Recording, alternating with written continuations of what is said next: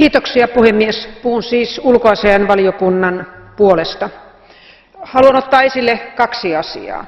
Ensimmäinen on kustannustehokkuus ja keinot, joilla säästetään EUn ja EUn jäsenmaiden varoja ja siitä, että kansalaiset saavat vastuuta verorahoilleen EUn yhteisistä palvelusta.